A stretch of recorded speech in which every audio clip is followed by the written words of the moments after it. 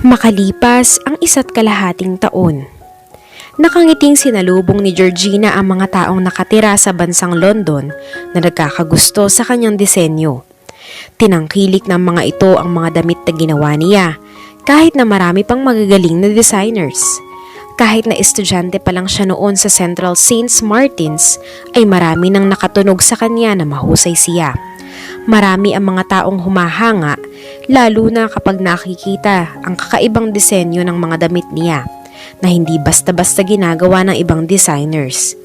Gusto kasi ni Georgina na walang katulad ang kanyang obra ng damit na ipapakita niya sa mga tao. Ayaw niya na may kapareho kung kaya't gumagawa siya ng sarili niyang estilo. Sa tingin niya ay kapag may kapareho siya ay hindi pa rin siya karapat-dapat na maging designer at baka makasama pa sa loob ng ibang designer kapag ganoon. Noong nagsisimula pa lamang si Georgina na mag-aral sa sikat na paaralan ay hindi niya maipagkakaila na nakakaramdam siya ng pagod at hirap. Hindi kasi madaling maging designer dahil kailangang perpekto ang pagkakagawa niya at wala dapat masisira sa mga hinahabit dinedisenyo niya.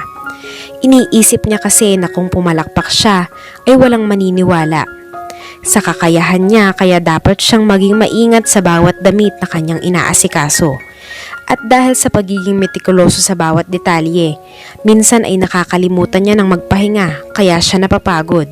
Idagdag pa na dapat ay palagi siyang nakikipaghalubilo sa iba.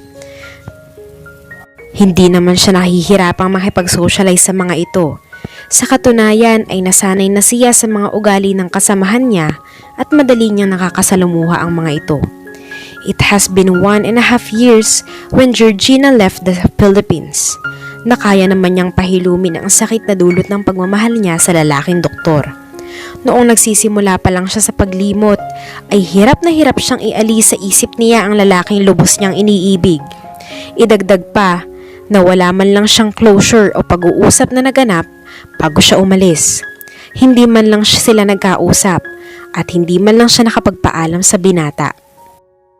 Sa bagay, may dapat pa bang pag-usapan kung sumilat simula pa lang ay wala naman silang relasyon dalawa ng doktor? Isa pa ay hindi naman siya importante sa doktor, kaya ano pa ang silbi kung magpapaalam siya? Napabuntong hininga na lang siya. Ang saklap talaga kapag umibig sa isang taong manhid. Napatigil siya sa pakipaghalubilo sa mga taong kinakamayan siya nang may nagsalita sa likuran niya. Nilingon niya naman kung sino ito. Miss Gia, tumawag po si Sir Felix. Kailangan niyo na pong pumunta sa Delphia Dome International Hospital. Dahil doon daw po kayo mag-uusap tungkol sa tuksido niya. Sabi ng kanyang assistant na may pangalang Hestia. Napailing na lang siya sa sinabi ng assistant niya tungkol sa may-ari ng ospital na iyon na pinagdidisenyohan niya ng damit. Kahit kailan talaga ang lalaking iyon, napakatamad talaga. Lahat ng mga kliyente ni Georgina ay nilalapitan siya mismo para magpagawa ng damit. Pero iba ang kliyente niyang iyon. Gusto pa kasi nito na siya pa ang pumunta sa ospital. Kung wala lang siyang atraso sa lalaking iyon, ay hindi siya mag-aabalang pumunta roon para asikasuhin ang tuksido para sa darating na event nito. Sabihin mo sa kanya, Hestia, na pupunta na ako, sabi ni Georgina. Tumango ang kanyang assistant sa utos niya. Opo, sige Miss G, tatawagan ko po siya ngayon. Hindi niya mapigilang hindi mapakunot noo nung tunog. Excited ang boses nito. Mabilis itong nagpaalam sa kanya at tinalikuran siya para tawagan ang kliyente niyang iyon.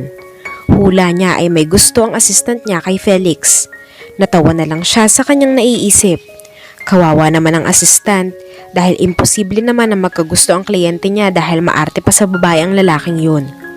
Napagdesisyonan ni Georgina na magpaalam muna bago umalis sa event. Dinaos mismo ang event sa mismong kumpanya na tinatrabahuhan niya. Umakyat siya sa stage at humarap sa mga tao. May I have your attention please? Lahat ng tao sa loob ng hall ay napatingin sa kanya. Siya kasi ang host ng event dahil isa siya sa mga senior fashion designer ng kumpanya. Are you having a great time in this event? Napangiti siya nung sumagot ang mga ito bilang tugon sa kanyang tanong. Do you like the clothes we made? You are free to choose what you want to wear.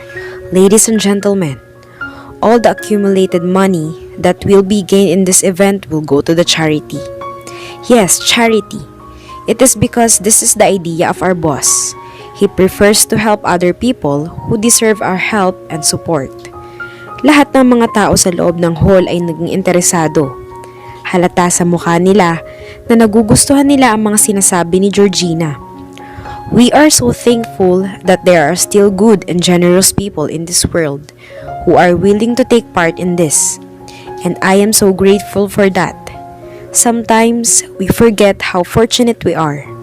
It's important to remember that there are people who aren't fortunate enough to support their daily needs.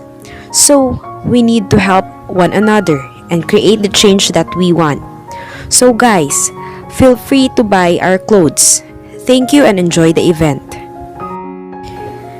Pagkatapos sabihin iyon ni Georgina ay lumabas na siya ng hall. Sumakay siya sa kanyang sasakyan at pinaandar niya ito patungo sa ospital ni Felix. Tumigil ang sasakyan niya sa harap ng ospital at lumabas sa kanyang kotse. Napatingala siya sa laki ng ospital ni Felix. Nakakalula ang laki. Mabilis ang lakad niya nang pumasok siya sa loob ng ospital. Pagkatapos makuha ang mga kakailanganin niyang panukat sa katawan ng binata, ay dumiretso na siya kung saan ito naglalagi. Kumatok muna siya bago pumasok sa klinik ng binata. Napakunot ang noo niya nang bumungad sa kanya ang nakangiting doktor na abala sa katitipa sa cellphone nito. Felix! Tawag ni Georgina sa pangalan nito pero parang wala itong naririnig. Inulit niya ang pagtawag sa pangalan nito pero para lang siyang hangin na hindi man lang nito napansin. Felix, kung hindi ka pa titigil dyan, hindi na talaga ako magsusukat sa'yo. Walang sabi-sabing tumayo si Felix at nakapabulsang lumapit sa kanya na mayroong mapaglarong ngiti sa mga labi. Walang kapit-kabiging ang kagapuhan ng doktor na ito, kung kaya't naging crush agad ito ng assistant niya. Kahit na may boyfriend na ang assistant niya, ay tila may pagtingin pa ni iyon kay Felix. Hindi naman niya masisisi ang assistant kung ganito ba naman kagwapo ang lalaki. Sino ba ang hindi magkakagusto? Siya siguro dahil wala naman siyang interes sa lalaking ito. Bakit ba ang sungit mo ngayon? May regla ka ba? Binatukan niya ito. Ikaw talagang lalaki ka. Iyang bibig mo ang sarap tabasan. Naiiritang sabi niya. Huwag kang magbanta sa akin ng ganyan dahil baka wala na akong babaeng mapapaligaya. He grinned at her. Napaismid na lang siya sa sinabi nito. But I have a favor to ask Gia. Tumaas ang kilay niya sa sinabi nito. Oh, ano na naman ba yun? Yung kaibigan ko kasi wala siyang isusuot para sa isang event at sinabihan ko siya na may irerekomenda ako sa kanyang magaling na designer. Kaya ikaw yung nirekomenda ko. Hindi naman siya nagtanong kung sino ka at nag-decide akong papuntahin siya ngayon dito. Actually, napatingin ito sa pambisig nitong relo. Dadating siya mga dakong, "Oh, there you are my friend." Narinig ni Georgina ang pagbukas ng pintuan. Siguro ay ito na ang sinasabi ni Felix na kaibigan na darating ngayon para magpagawa rin ng tuxedo sa kanya. Nilapitan ni Felix ang bagong dating na kaibigan. Samantalang hindi na nag-abala pang lumingon si Georgina sa likod niya para tingnan kung sino ito. Dahil kinuha niya kaagad sa kanyang bag ang papel at ballpen, pati ang tape measure na gagamitin niya. I am sorry, ngayon lang ako nakarating dahil medyo traffic ngayon. Naistatwa siya sa kinatatayuan niya nang marinig ang pamilyar na boses na halos 2 taon niyang hindi naririnig. Naghuhuramentado ang kanyang puso at hindi niya mapigilan ang kabang naghahari sa kanyang dibdib. Hindi siya makagalaw sa kanyang kinatatayuan na para bang kinuha lahat ng enerhiya ng kanyang katawan. Napapidlag na lang siya nang may kamay na humawak sa balikat niya at pinaharap siya. Nag-aalalang mukha ni Felix ang bumungad sa kanya. Are you okay? Mukhang maputla ka, G. Lumunok muna siya bago niya ito sinagot. Hindi niya magawang tingnan si Vincent. Naramdam niyang nakatitig sa kanya ngayon. Yes, I'm fine, Felix. Are you sure? Ulit-ulit nitong tanong at kunot noong tiningnan siya. Ngumiti si Georgina kay Felix para malaman itong okay lang siya. Oo nga, ang kulit mo. Natatawang sabi niya sa kaharap, sa kabila ng kabang nararamdaman. Hindi pa rin niya ibinabaling ang atensyon niya sa kasama nito. Hindi na siya nagpahalata na naaapektuhan siya sa presensya ni Vincent. Okay, sabi nito at kumibit balikat. Binaling nito ang tingin kay Vincent. Anyway, he is my friend. He is Vincent Santino and he's one of the famous obstetrician, gynecologist and cardiologist doctor. Tumango si Georgina at nakangiting hinarap si Vincent. It's nice to see you again, Dr. Santino. Inilahad niya ang kamay sa harapan ng binata at malugod naman nitong tinanggap ang kamay niya. It's my pleasure to see you again, my gorgeous designer.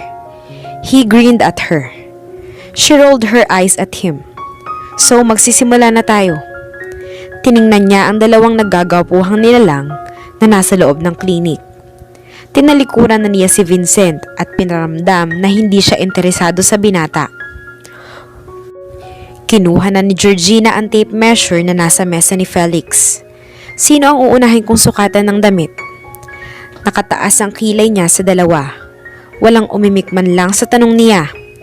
Napabuntong hininga na lang siya at napapikit sa pagkairita. Pinapunta niyo lang ba ako rito sa klinik mo para magtitigan tayo? Easy, sabi ni Felix at napataas ito ng dalawang kamay na parang sumusuko. The truth is, I don't have a business to deal with you. May Amazona friend. May mapaglarong ngiti ito sa labi. Hindi naman makapaniwala si Georgina sa mga sinasabi nito. Tinawagan kita para sa kaibigan ko, sabi nito at napatingin kay Vincent. Nilampasan siya nito at naglakad patungo sa pintuan. Bago pa ito makaalis at iwan siya sa kasama, ay huminto muna ito saka siya tiningnan. Mauna na ako sa inyo mga lovebirds.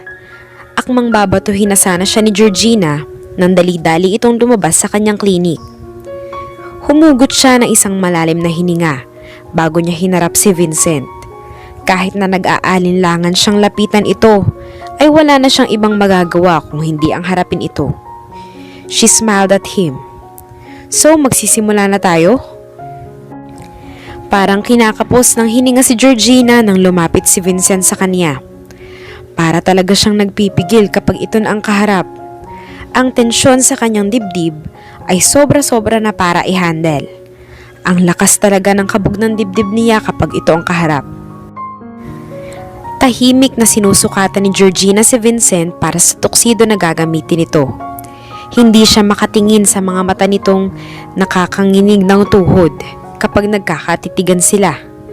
Tinatagan niya lang ang sarili niya na hindi matumba dahil sa presensya ng binata. Are you okay, Georgina? May himig ng pag-aalala ang boses ng binata. Tumango lamang siya bilang tugon sa katanungan nito. Are you sure? Yes, I am. Bakit naman hindi? Kinakabahang sabi ni Georgina. Hindi siya makatingin sa mga mata nito. Look at me, Georgina. Hinawakan ni Vincent ang baba niya at pilit na kinuha ang atensyon niya, pero umiwas lamang siya ng tingin. Napabuntong hininga na lang ang binata sa kanyang ginawa. I miss you, Georgina. I miss you so much. Napapidlag siya at naninigas sa kitatatayuan nang bigla na lang siyang niyakap ni Vincent ng mahigpit. Pinatong ng binata ang baba nito sa ibabaw ng ulo niya. Naririnig niya tuloy ang malakas na pagtibok ng puso nito na katulad na lamang ng sa kanya. Let me go, Vincent. Mariin niyang sabi sa binata pero umiling lamang ito. Lalong humigpit ang pagkakayakap nito sa kanya. I don't want to let you go again, Georgina. Nababaliw na ako sa kakaisip kung nasaan ka. Kaya ngayon na nakita na kita, hindi na kita hahayaang mawala na naman sa akin. Kahit ito lang, Georgina. Kahit yakap lang ay kontento na ako. Gusto ko lang na maramdaman ang init ng katawan mo. Kumalas ito mula sa pagkakayakap sa kanya at tinitigan siya nito ng mariin. Sana, kahit ngayon lang na nakita na kita, huwag mo namang ipagkait sa akin na ipakita ko sa iyo na mahalaga ka sa akin. Bagsak ang balikat ni Georgina sa sinabi nito. Bakit ba umaasa pa siya na kaya nitong mahalin siya? Nang higit pa sa pagmamahal nito kay Colleen. Nang makahanap si Georgina ng lakas para makalayo sa pagkakayakap ni Vincent ay ginawa niya yon. Doon lang siya nakahinga ng mabuti. Kaagad niya itong tinitigan sa mga mata nito. His brown eyes bore into hers, and she could see his soul through his eyes. Her heart was beating so fast na para bang nakikipagkarera ito sa loob ng dibdib niya. Napatulala na lang siya sa binata at hindi siya makapagsalita. "Let's go. We are going somewhere." Hinila siya nito palabas ng ospital. "Hey, stop! Where are we going? Where are you taking me?" Nagtatakang napatingin si Georgina kay Vincent na diretso lang ang tingin sa daan patungong parking lot ng ospital. Kahit anong pigil niya sa pagkakahawak sa kanya ng binata, ay mas lalo lang nitong hinigpitan ang pagkakahawak nito sa kanya. Secret, natatawang pinasakay si Georgina ni Vincent sa Bentley Continental GT Speed nito. Nakakahangang sumakay siya sa sakyan nitong napakamahal. Ito na talaga ang mayaman. Pinagmasdan niya ito na umikot sa kabila at nakangiting pumasok at umupo sa tabi niya. "Saan mo ba talaga ako dadalhin?" Sigaw niyang tanong sa doktor. "It's a secret." Napabuntong hininga na lang siya.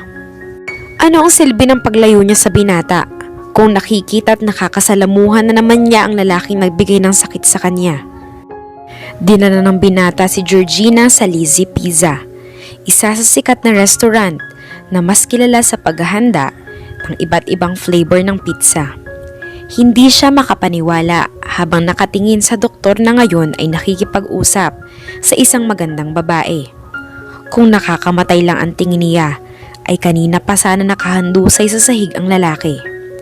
Napaismid na lang si Georgina sa dalawang taong masayang nag-uusap. Nagpupuyos ang galit niya dahil sa nakikita. Hindi na siya nagdadalawang isip na tapakan ang paa ni Vincent at nagmamadaling pumasok sa loob. Wala siyang pakialam kung nasaktan niya ang doktor. Naiinis lang siya sa doktor dahil kung umasta na naman ay parang hindi na naman siya nito kasama. Kaagad na umupo si Georgina sa may pandalawahang upuan na mesa. Nang mapatingin sa loob ng restaurant, ay napatanga siya sa interior ng restaurant. Isang maaliwalas at magandang tanawin at nakalantad sa kaniya na nakakagaan sa pakiramdam. The atmosphere of the restaurant was filled with good vibes and a calm ambience. Nakikita ni Georgina na maraming iba't ibang bulaklak ang nakasabit sa dingding at mga paru-parong lumilipad-lipad kung saan-saan na mas nagpapaganda sa kanyang paningin. Amoy na amoy niya ang mabangong bulaklak doon. She loved flowers, pero sa kasamaang palad ay ayaw sa kanya ng mga bulaklak. Dahil kapag siya ang nag-aalaga, ay bigla-bigla na lang itong namamatay. At nang dahil doon ay tumitingin na lang siya sa mga nagtatanim ng mga bulaklak. Actually, naiinggit siya sa mga taong marunong magpalago ng magagandang bulaklak. Napanguso na lang siya at kaagad niyang tinawag ang waitress na malapit lang sa kanya. "Miss, matanong ko lang, sino ang nakaisip ng ganito ang konsepto ng restaurant?" Napangiti ito sa sinabi niya. "Ako." "Wow, nakakainggit ka. Buti ka pa may talento sa mga bulaklak." Nakangusong sabi niya. "Ako, I love flowers but they don't like me." Natatawa namang napailing ito sa kanya. Iyan din ang sinabi ko noong una. Pero tingnan mo ako ngayon. Kahit na may allergy ako sa bulaklak ay tinuloy ko pa rin ang pag-aalaga nito. I'm Divina. Ikaw nga pala, anong pangalan mo?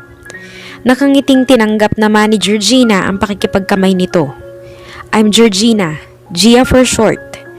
Nice to meet you, Gia. Kailangan ko nang umalis kasi hinahanap na ako ng kaibigan ko. Tinalikuran na siya nito.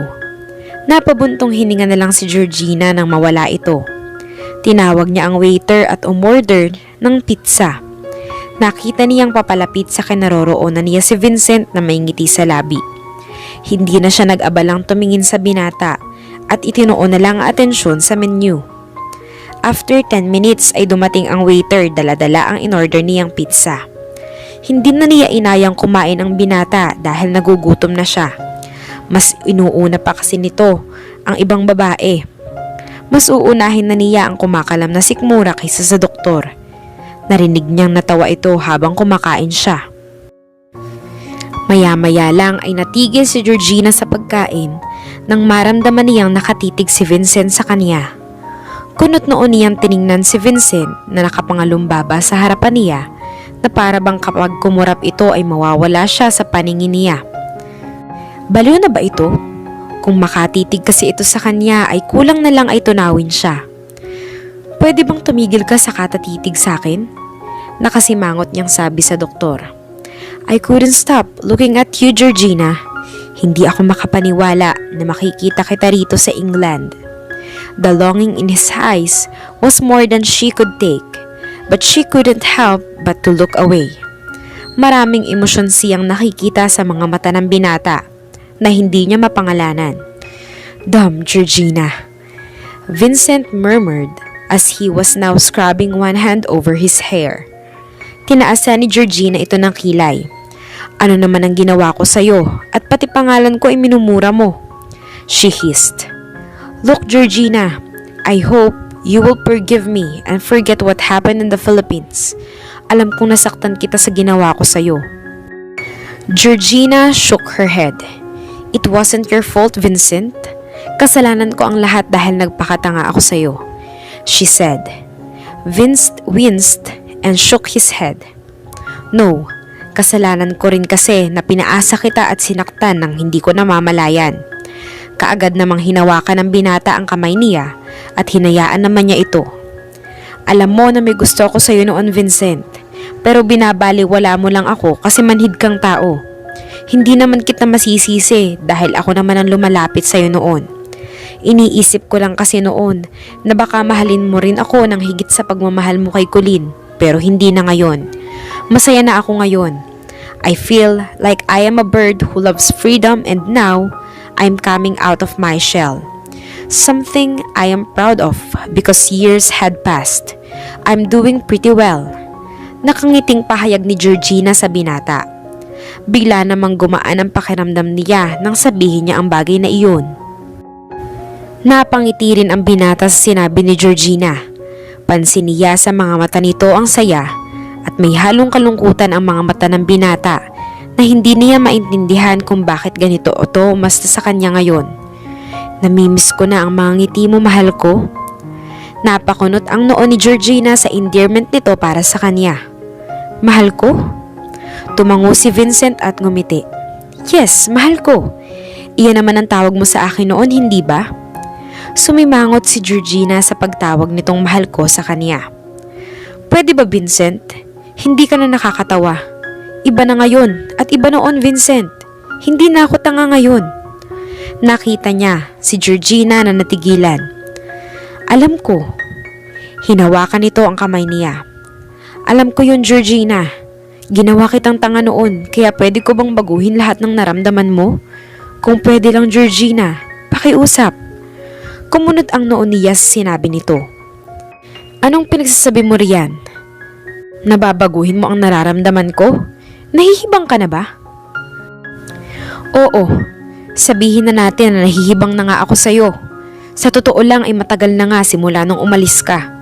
Gusto kong baguhin ang nararamdaman mo dyan sa puso mo. Na dinulot ng sakit na binigay ko sa'yo. Georgina, I want to change it. Gusto kong maramdaman mo na mahal kita. Iyon ang totoo. Naging manhid man ako sa'yo noon, pero ngayon alam ko na kung sino ang nagpapatibok nito. Tinuro ni Vincent ang dibdib niya. Feel it, Georgina. Gusto kong malaman mo kung sino ang babaeng nagpapabaliw ng puso ko. Sa akin. Georgina rolled her eyes at him. Huwag kang OA dyan. Naiirita ako sa mga pinagsasabi mo at pwede ba? Lumayo ka nga sa akin. Sita niya sa binata.